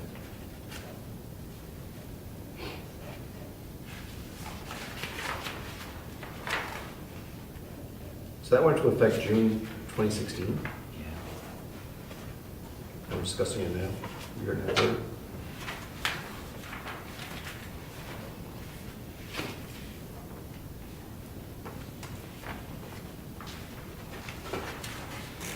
for something that's specifically relevant to planning board that we would enjoy talking about.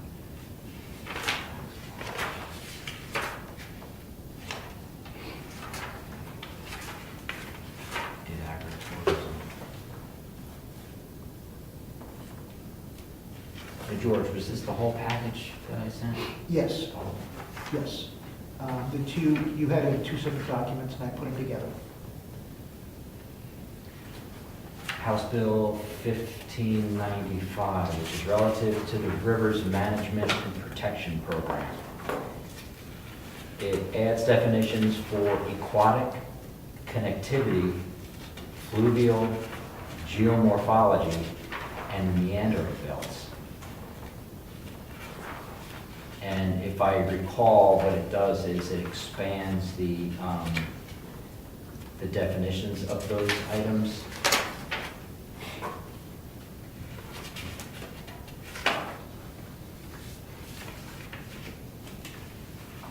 Talks about riparian rights,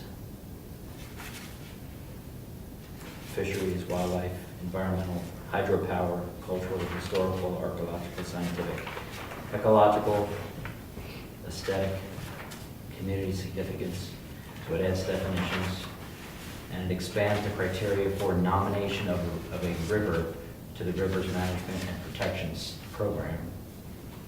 And it changes the mechanism by which members of the Rivers Management Advisory Committee are selected. Mr. Chairman, for the record, that's actually 1595, What did I say? 85.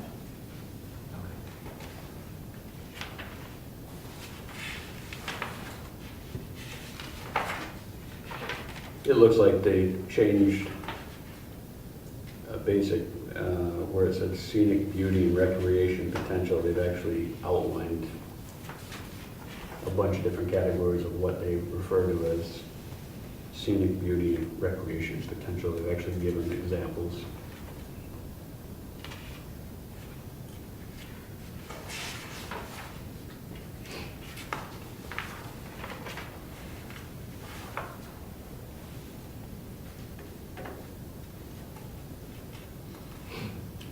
I'm not sure whether that would affect our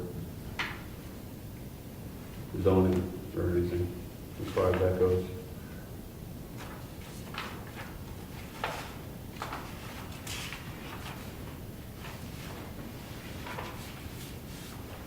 And of course, we already went through Senate Bill 146, which is the relative to the accessory dwelling units. We already know where to state on that.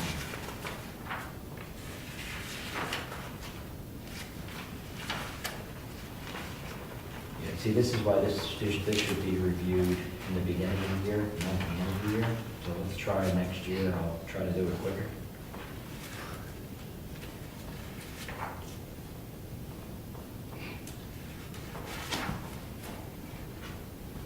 So what you put together here, Ed, is that everything that was changed that you feel could impact the town? It was everything that was in the book that was a change. Okay. So it's not specific to Brookfield planning, but there could be some things in here that are Brookfield planning. So I'll put in the land use change.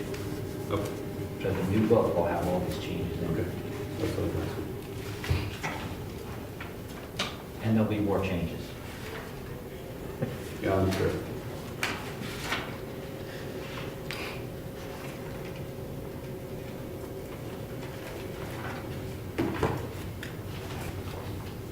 So it's not relative to the planning board issue, but House Bill 292, it's near the three from the end, relative to a jury trial for the execution of a tax lien. So this,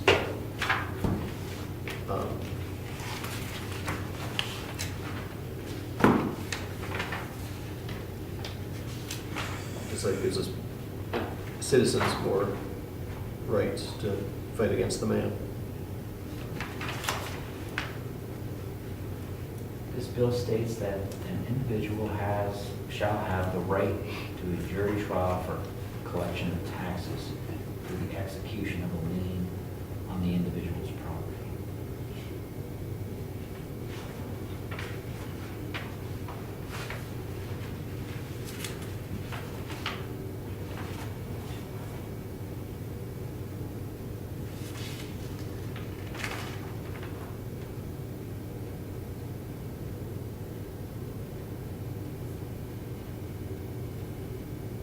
So this is a new introduction of the House bill.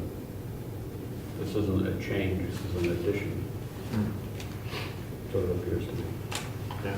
And then the next page is Senate Bill 411, relative to the merger of lots that are mortgaged and the restoration of involuntarily merged lots. This bill requires the mortgage holder's consent to the voluntary merger of lots. This bill also extends the deadline for requests for restoration of lots that were involuntarily merged. So this might affect us, depending on what, maybe there's no, I don't know if there's notice to mortgage holders or something like that.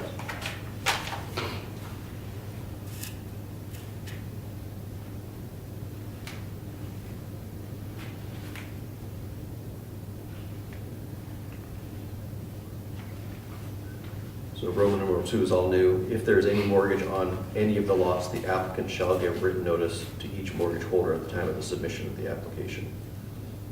The written consent of each mortgage holder shall be required as a condition of approval of the merger and shall be recorded with the notice of the merger pursuant to paragraph 1. And that was something that we had talked about when we were talking about renting properties. What our concern was with whether or not they had liens on it Well, that was, we were talking about liens from the town, from the town, but this is mortgage liens. mortgage, yeah, mortgages. The municipality shall not be liable for any deficiency in the notice to mortgage holders.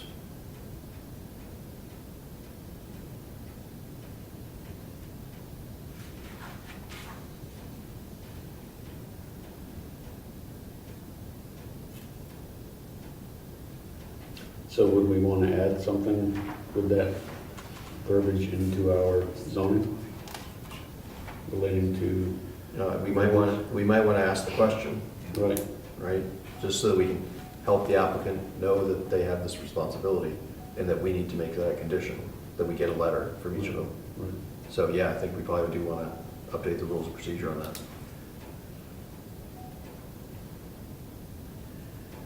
And Roman numeral 3, they snuck that in, no merger shall be approved that would create a violation of then current ordinances or regulations.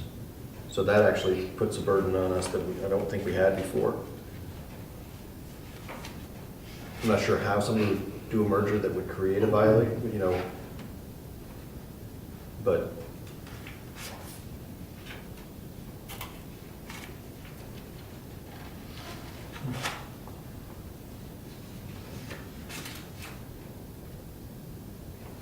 So this could be part of our application process, right? We could have another checkoff box if they have this part of the, yeah, a list of mortgages against the lots that are going to be merged. Yeah. But that Roman numeral 3 is, I think we've been aware of whether or not the merger was, on conforming lots or not, things like that, but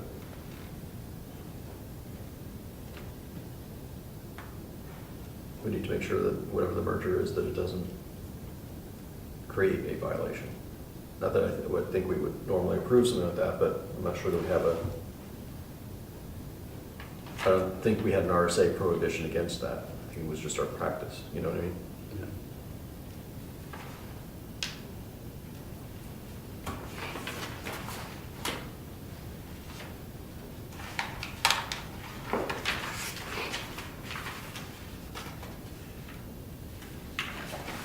Oh, and House Bill Applications for the 1202. planning board. Yeah, Yeah. that's got to affect us. Relative to the application submitted to a planning board. This bill modifies the deadline for submitting applications to the planning board. 676.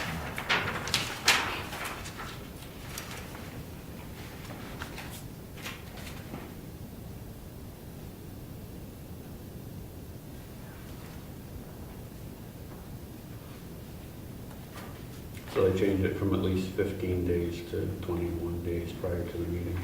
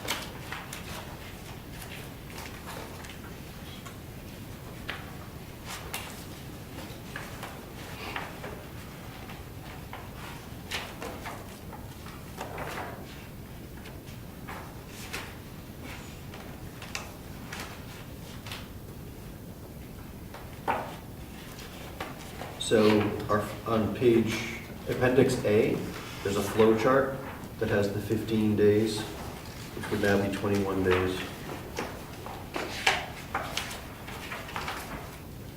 There's not a page number on it, it's just the first page of Appendix A. So it's bigger.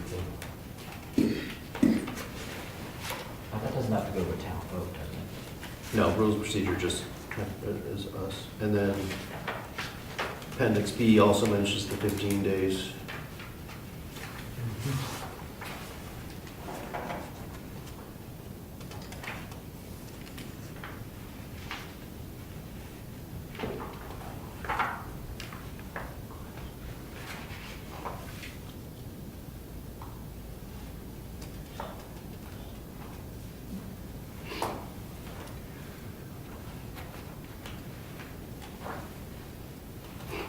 So George, can you make that change and have a document for us to review?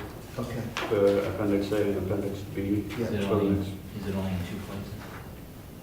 I hope so. Okay, and that's to be changed to how many days, 21? 21 days from 15.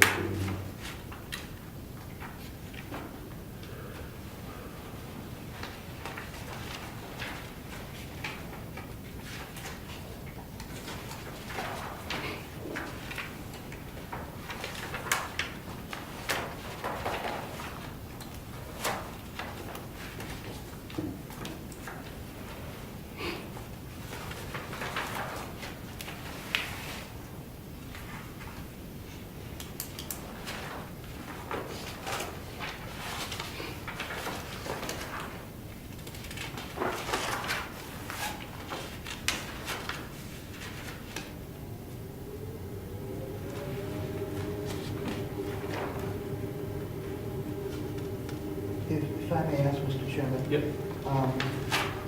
the 21 days is listed, has this already been approved by law? Yes, July Yes. 18th, 2016. Thank you. 2016. Thank you. And that's HB 1202. It's also on page 13 of the application for conditional use permit in instructions number 3.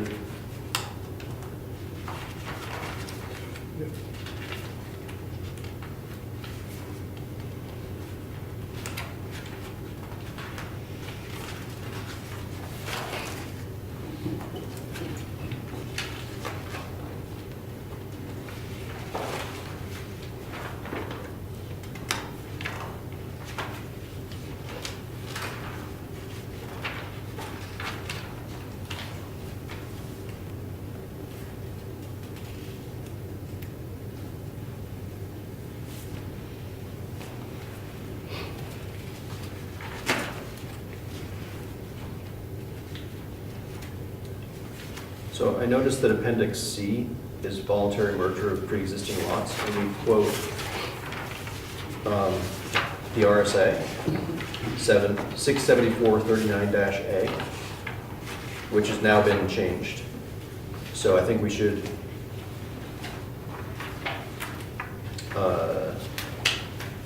ask George to paste the new RSA 674-39-A on that page instead.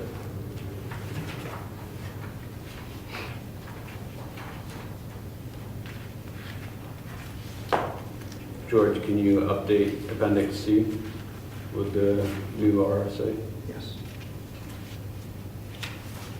And that's 674, 4, is it 674, 676? 674 Yeah. colon 39-A. 39, thank you. What was the date that was updated? August 23rd, 2016.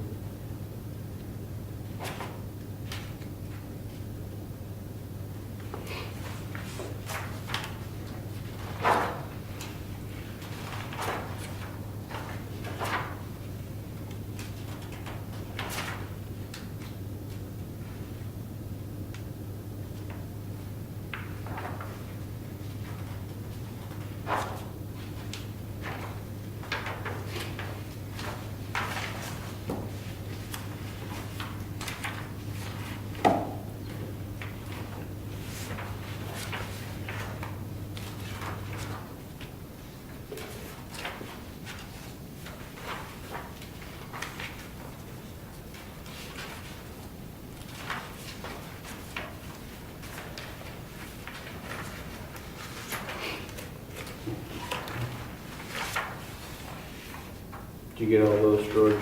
Yes. Okay. So that's 3 changes total, right? Appendix A, Appendix B. Yeah, conditional use permit, actually, and the 4th change is the appendix C with the changing of 674, putting that in. Correct. I think there were 3 places changing 15 days to 21 Yes. days, right? Yeah. Yes. Okay, thank you. The other issue is, there's no longer the Office of Energy and Planning. So it may behoove us to change it. It says, as of July 1st, 2017, legislation went into effect that renames the Office of Energy and Planning, OEP, as the Office of Strategic Initiatives, OSI. It includes the Division of Energy and the Division of Planning. Previous OEP functions and staff of the office remain the same. So we may want to change that in the book, so don't get confused. I do not know why they changed the name. Do you want a new letterhead? OSI. Imagine how much it's going to cost to have to change all that.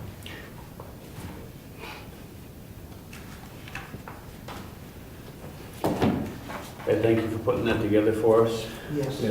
Appreciate that. It was just something that we just needed to review in case the changes come up. So when do you think you'll have the next version of this? Is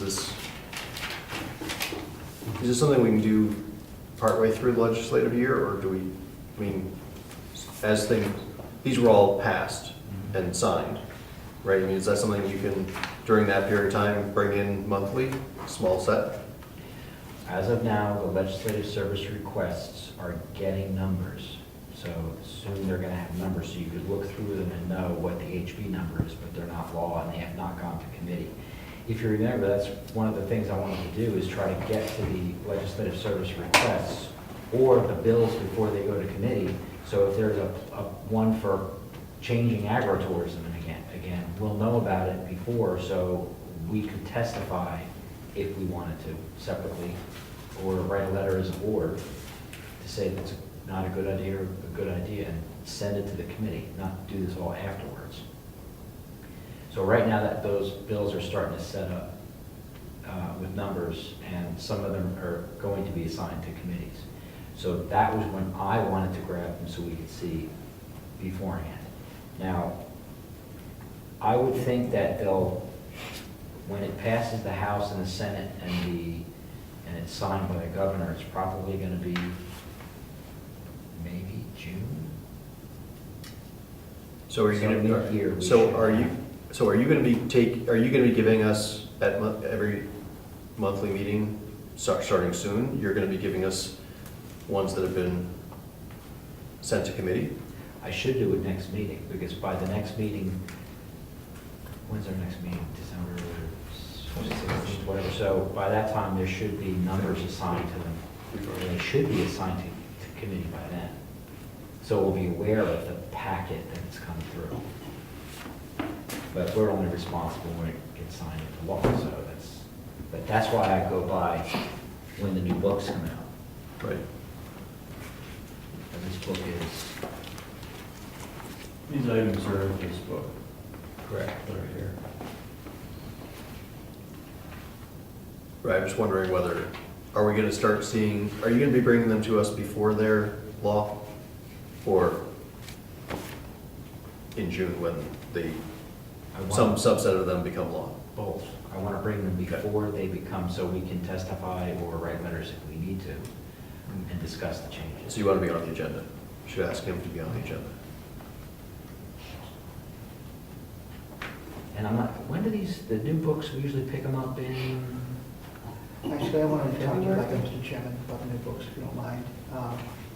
So about a month ago, maybe a month and a half ago, I got a call from the people who handle, I don't know, SRPC or whatever, and they wanted me to personally approve shipping of them. I said, yes, just send us the same ones. And lately, I've been getting emails stating that for those towns that are no longer paying their dues, they are insisting that we pay in advance. So I don't know which system they're putting us under. Because I gave my verbal approval, they said that's all that was needed, and then I'm getting this now too. So I don't know how that's gonna happen, that honestly. Just let you know. So to recap, you're saying that they don't want to have to foot the bill and then wait to be compensated? Yeah, worse than that, they're saying that there's going to be a tremendous markup after the fact. Well, I need to find out through, what is it, OSI, Office of Strategic Initiatives? Yeah, you cut SRPC out of the. No, I'm just saying go to them. I mean, we just always went to SRPC because that's what we just did. I don't think we have to do that. And get our books straight from the source, Mhm. get them out of the loop, especially if they're gonna try to punish us for not wanting to buy their I service. don't think that's it. But, yeah. Well, if they're marking it up, they're basically saying handling the books as part of their service, I guess. I don't know. Well, I would like to know how they have the authority to do that. But that's a whole nother bag of worms. Ossipi's ordering theirs, I'll ask them what they're doing, where they're getting them from. 'Cause I don't think they get them through Lakes Region Planning Commission. I don't know. But I'll look into that. Okay. Can you have that information by the next meeting? Yeah. Now, we usually get them in February, roughly. I honestly don't remember. I think so. Okay, it was February of last year.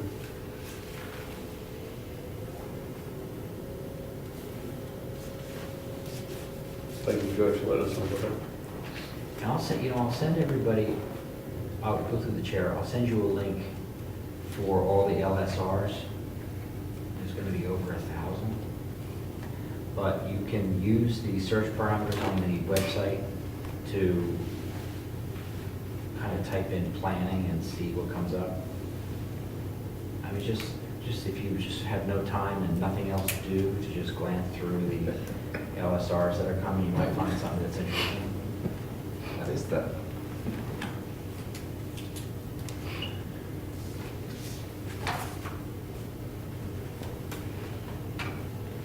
We're done with RSAs? Pretty much. Okay. Thank you, Ed. Appreciate it. You entertain other old business? Sure. I'm just looking at minutes that we reviewed earlier. One of the topics we discussed as new business last time was any possible zoning ordinance amendments. Now is the time we gotta decide to do it or not.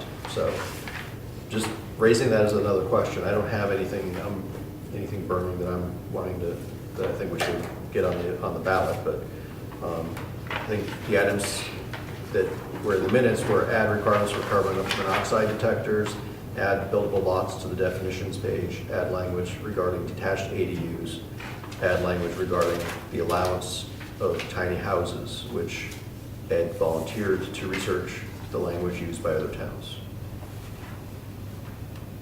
I'm just reading what it says.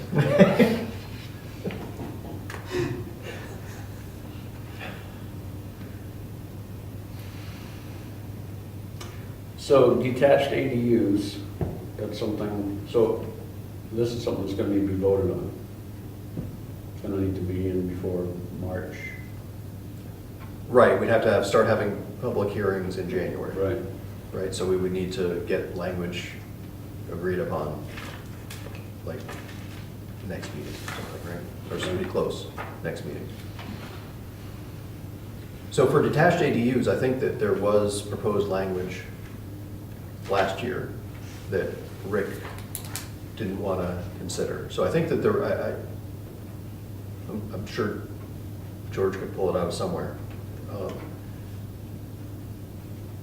I'm sure it was attached to minutes. That's at one of those later in the year meetings. So that there is probably language for that to start from.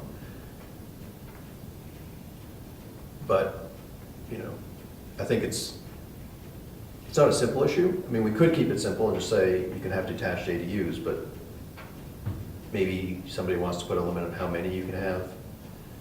Maybe a minimum lot size to be able to have one, right? I mean, should there be detached ADUs in Cedar Park? You know, will there half acre lots, right? I'm stating an opinion, I'm just saying that there are potential issues. So, you know, it's not, that one's not super simple, but it doesn't mean we couldn't tackle it if somebody wanted to take the lead on it, so.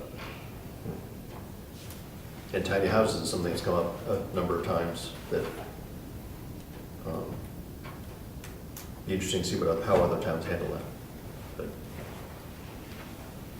But I think there's a couple here that I think are pretty easy, and that's the carbon monoxide detector one, which I think it says CO2 detectors, which we can adjust that pretty easily. yeah, Buildable lots definition page, we can attack that. George, if you can go through the records and see what was proposed for the detached ADUs, might be worth looking into that. okay. And it says right here, Ed, that you're gonna look into tiny houses, so I'm wondering if you would have a chance to find something by the next meeting. Yeah, there are other towns that are trying to address that. So I'll try to put something together. Okay. So I would say on next month's agenda, George, Yeah. we'll go through some proposed language for section 7B, discussion of possible zoning ordinance amendments, and hopefully we'll have some language together by then that we can review. The first two I don't think are a big deal. I think we can, those are easy to take care of. If we find the proposed language, that'll probably be another one we can embellish that a little bit, and Ed will check out the tiny houses side of things, so. I think if we're gonna get it on the ballot, you're right, we need to get something figured out by next meeting. Or decide we're not gonna get it on the ballot, right? I mean, one Or of the- decide, right.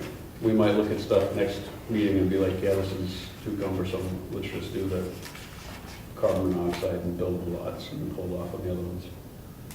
What's the deadline for a citizens petition warrant article? It's coming up Is soon. it January 1st or is it It's December. February? No, it's December. Oh, it's It's December. really early. Yeah. It's really early. December 13th, last day to accept petition zoning amendments. December 13th. Now, is petition zoning amendments the same thing as just regular No. petition warrant articles, like something that somebody would submit to the selectmen Yeah. at the same date, same time? I think so, yeah. And also next meeting, George, I'll have that master plan survey. Okay. And I have something under old business too. I have another one as well, but- Should I assume that there's going to be proposed language Take your for turn. townhouses? Thank you. Ed will get something together. Maybe the same one. Okay, so should I put that on the agenda? Yes. You want me to go? Yeah. That's fine. I just wanted to confirm that I'm going to confirm what we're doing with the gravel pits and this inspection. Was that what you're? That was what I was gonna raise. Yeah, so George contacted, let me look at my notes real quick. On November 2nd, he contacted both gravel pit owners. The Smith pit, he said anytime for inspection, doesn't need to be there.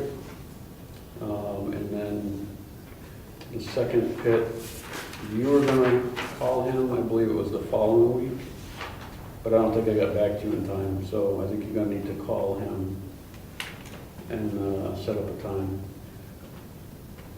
And snow on the ground, I think my only concern with that is if there's any seepage or anything that's on the ground that shouldn't be there, oil or whatever, you're not gonna be able to really see it if there's snow on the ground, so I would caution that we don't waste time if there's gonna be snow on the ground at the time of the inspection to go out there. Wait till spring.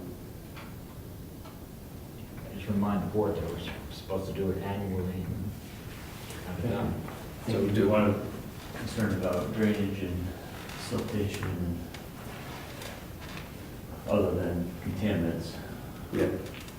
The ground, if it's frozen and the waterways are frozen and there's snow on the ground, you're not gonna see that.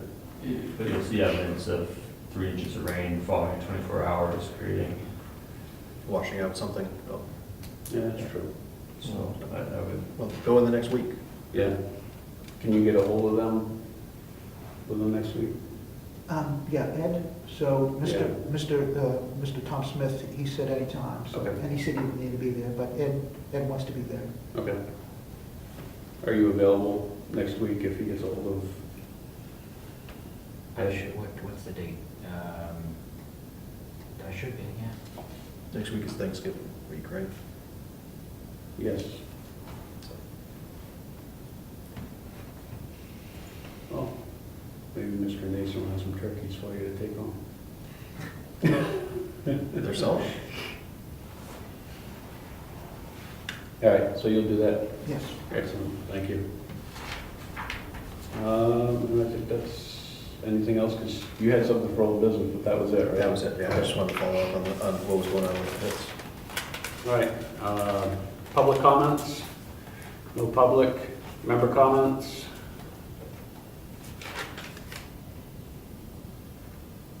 You know I'm looking at you. Okay. Meeting adjourned? Thank you, guys.